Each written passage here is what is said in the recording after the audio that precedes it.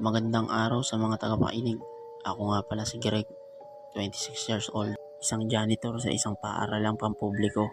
Nais kong ibahagi sa inyo ang aking kwentong katatakutan. Nagumpisa ang lahat araw ng Lunes, unang araw ng pasukan ng mga estudyante. At yun din ang unang araw na magtatrabaho ako sa eskwelahan na yun. Kaka-apply ko pa lamang kasi bilang janitor at doon ako inassign ng aking agency. Medyo nahihirapan ako ng oras na yun magtrabaho. Ang dami kasing estudyante na nagkalat pa sa labas at mga naghahanap ng kanilang classroom. Kaya naman, mas minabuti kong magdahan-dahan upang di ako makaaksidente. Inutusan kasi ako ng principal na hakutin yung mga bangko. May karamihan din kasi yung bangko at medyo mahirap talaga dumaan dahil ang dami estudyante. Mga alas 12 ng tanghali bago ako matapos sa paghahakot. Pagkatapos nun ay kumain muna ako sa kantin. After ng aking lunch break ay bumalik na ako sa principal upang magtanong sa panibagong trabaho. Inutusan niya ako sa library na ibalik ang mga libro. Dahil yung mga libro doon nung nakaraan ay tinanggal dahil pininturahan ng mga shelves. Medyo nagustuhan ko doon dahil tahimik at ako lang ang tao doon. Mga dakong alas 5 ay natapos na ako mag-ayos ng mga libro. Agad-agad naman may dumating na teacher. Nagpakilala siyang si Ma'am Gina, grade 3 teacher. May inutos siya sa akin kunin ko daw ang librong nasa shelf number 3. Agad ko naman itong kinuha at ibinigay sa kanya. Maya-maya pa ito maligod na ako dahil maglilinis pa ako dito sa library. Dahil malapit na ako matapos at mag-aalas 6 na rin ng mga oras na yun.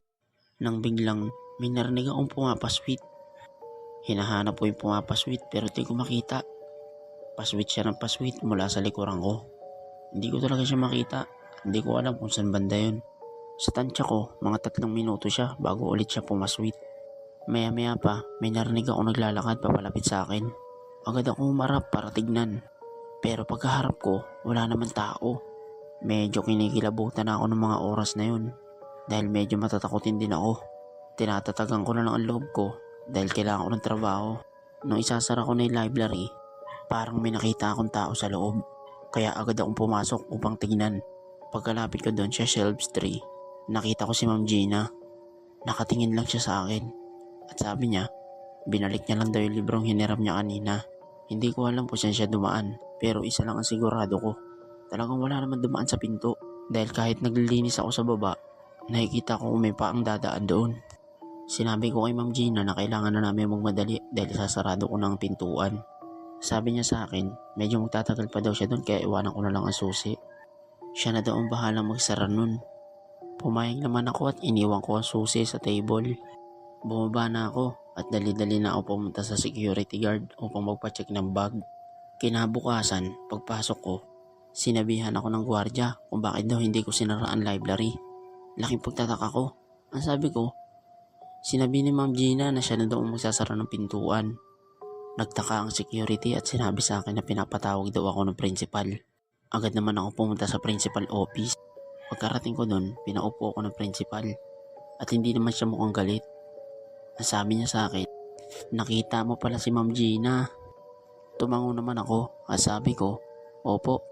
Biglang sinabi ng principal, may ikikwento siya sa akin. Tinanong niya kung naniniwala daw ba ako sa multo. Ang sabi ko naman, opo. Sabi niya, 2 years ago na daw nung namatay si Ma'am Gina kasama ang kanyang anak.